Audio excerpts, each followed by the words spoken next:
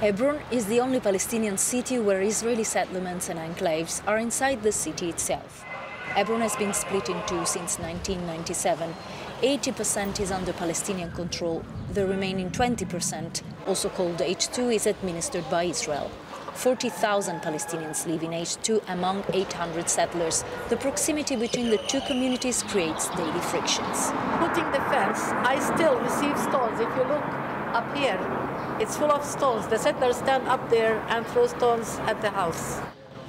Israel started restricting Palestinian movement in H2 in 1994 after far-right settler Baruch Goldstein killed 29 Muslims. Fearing Palestinian retaliation, Israel created large buffer areas around settlements. This is like Fifth Avenue of Hebron used to be. And the truth is it's all empty. Why? Security reasons. We sterilize the territory so settlers can continue. So settlers invade places they're not allowed to be, and then the army comes and secure them. Another Palestinian resident told us Israel has been tightening its grip in H2 to force them out. He says settlers' attacks and the army's random night incursions are particularly hard on children. We have children aged 10, 11, 12 who still wet their beds at night because of what they see, dead people, attacks against them, also inside the school. And what happens at night with the army?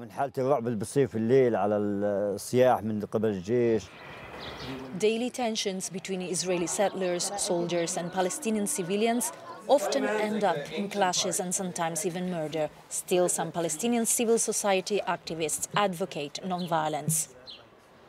Most of the Palestinian in First Intifada and Second Intifada was using violence, but now as Palestinians we are trying to change the idea of that, and we want to convince more people to use non-violence.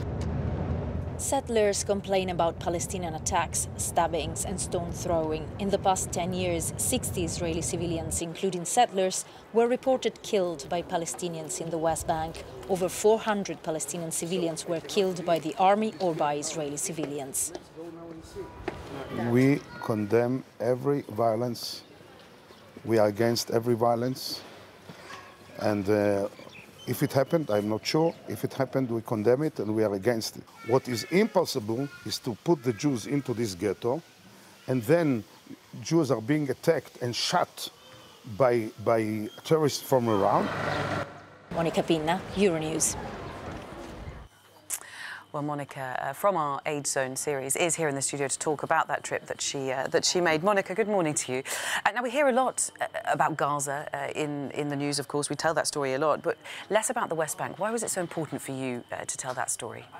Yeah, as you said, for sure Gaza makes the headlines. The way we usually visualize this conflict is with rockets being launched towards Israel and then Israel airstrikes. But what we have in the West Bank is a long, painful, excruciating conflict. It's like a silent war that has been ongoing for years and for sure has been underreported on mainstream media. So this is why I really wanted to go there. And with Aid Zone this month, we are going to focus on children in particular. So how this conflict is hitting children and minors, Palestinian minors in H2, so the Israeli controlled side of Hebron. And in particular, we will see how the project that has been financed by the EU Humanitarian Office and implemented by the Norwegian Refugee Council to try to help these children to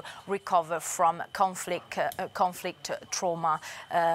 It was very, very hard to see these pictures and to meet with these children once I was on site, and it was clear how painful the conflict was affecting them. I spoke with Bet Salem, that is the Israeli Information Center for the human rights, in the Palestinian territories, and their director actors said that minors are seen just as another aspect, and I'm quoting, of managing the occupation.